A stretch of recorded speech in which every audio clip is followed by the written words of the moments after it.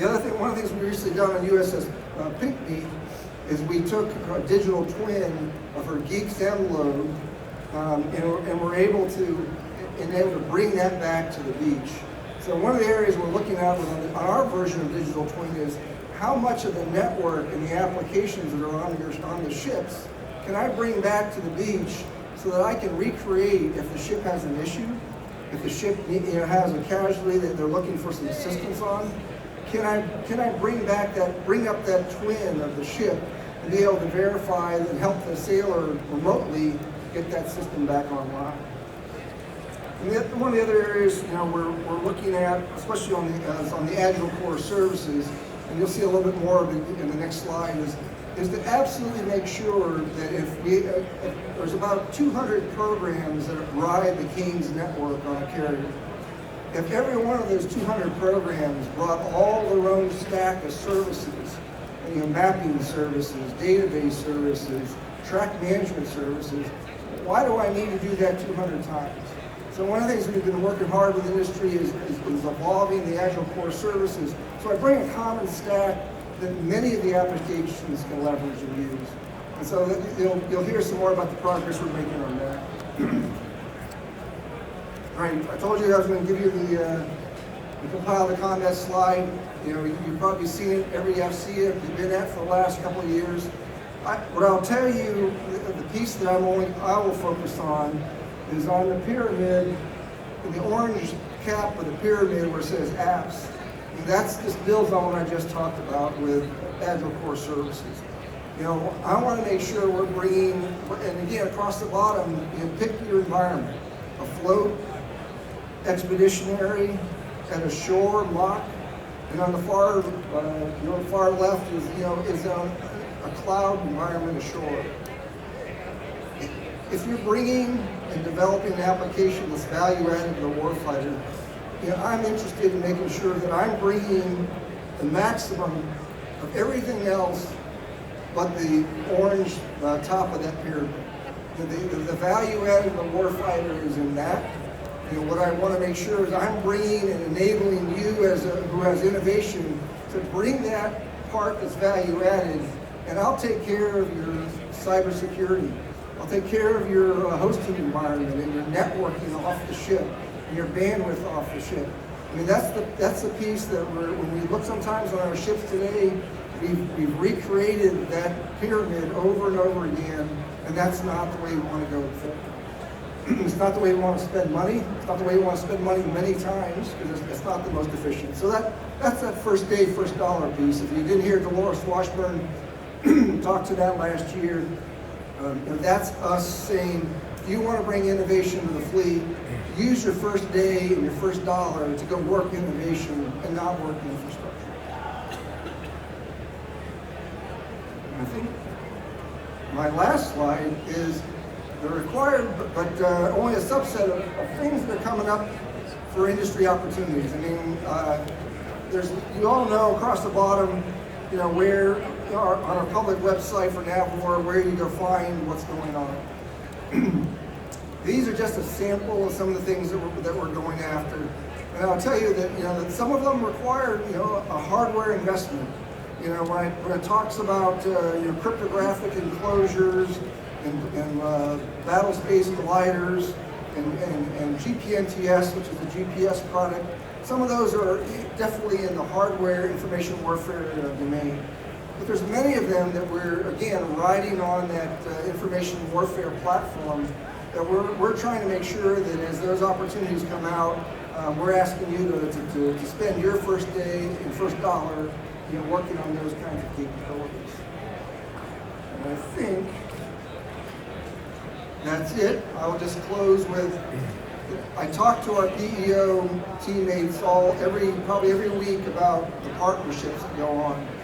I've been around this PEO in SPAWAR, NAVWAR for a few years, and as I said in the beginning, I remember when success looked like I brought my program in and I don't care about the other guy. I will tell you that that is absolutely changing in our environment. Our partnerships with industry, our partnerships with our fellow warfare centers, not just the NAV warfare centers, but our partnership with the other PEOs is constant. We are not successful saying, well, I brought that satellite terminal and I hope it provides all that you need. I brought the network, I hope it provides all that you need. And certainly in the cybersecurity front, you can't just say, well, this cybersecurity solution should work, turn it on and let's see how it works. So those are areas where we're absolutely looking forward to getting the questions and partnering to get those things right. So with that, I'll stop and ready for any questions. Thank you. So we have a mic here that we can wander around with, or there's a mic right up here if you want to speak.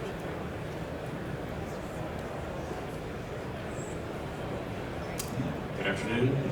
My name is Paul Millhouse. Thanks for your presentation. I had a question on, I noticed on your budget chart you had a fair amount of money set aside for international programs. I wondered if you could just provide a little bit of detail on what your PEO is doing in those areas. Sure. Our international programs and our international program office is PEO C4I. It runs a range of major command and control systems, major communication systems, all the way down to custom solutions to meet a partner's nation's maritime domain awareness needs, ISR needs, and so that runs a range of. I think every one of our product program offices has a foreign military sale partnering.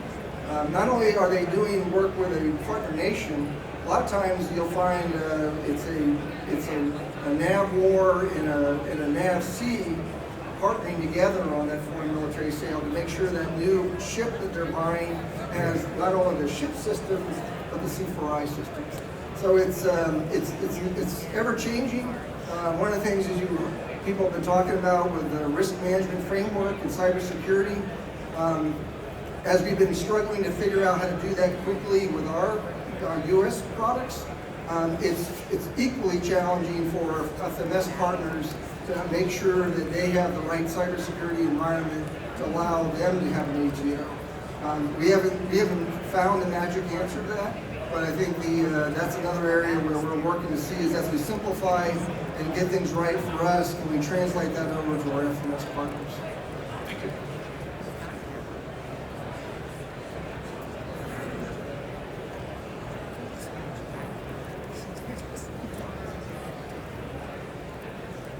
Hi, Dale Herdigan, Minor. Can you comment a little bit on your Navy Marine Corps integration with what's been going on? Absolutely. So the question was on our Navy Marine Corps integration efforts. So the one program office, so the integration program office, PMW 750, has one of their duties is also working with the Marine Corps to do our balloon support agreement. And so one of those is with our Marine Corps partners, when they embark aboard our ships, they don't come on board like an air wing and then leave at the end of the deployment. They come on board and somewhere during the deployment they may get off. We need to be able to move their environment, their equipment, their network capability onto the beach. So one of the partnering things we're trying to figure out with them is, in some cases, they'll bring a bunch of equipment, of network equipment, and plug it into our network. What we're trying to figure out is how can I better host them? And I think if you heard Mr. Weiss at lunchtime discussion where people have multiple email addresses, our Marines embarking and disembarking end up in that same mode. So we're trying to figure out a way to get them on our ships, integrated and using the full ship systems, and then when they need to leave, we have those things streamlined as best we can. We're also looking at Marine Corps specific requirements on bandwidth they need off the ship, cybersecurity products they need to make sure that their information traverses the network correctly. And then also just to learn from the Marine Corps, there's a lot of things that they're doing that's very light, very quick. And to some degree, I don't care what color it is, if it's painted green or haze gray, if it's a piece of communications equipment that we can install on the ship and it gets the capability we need. So it's a two-way learning between us and Marines about what are they seeing that we could leverage in the Navy. Thank you.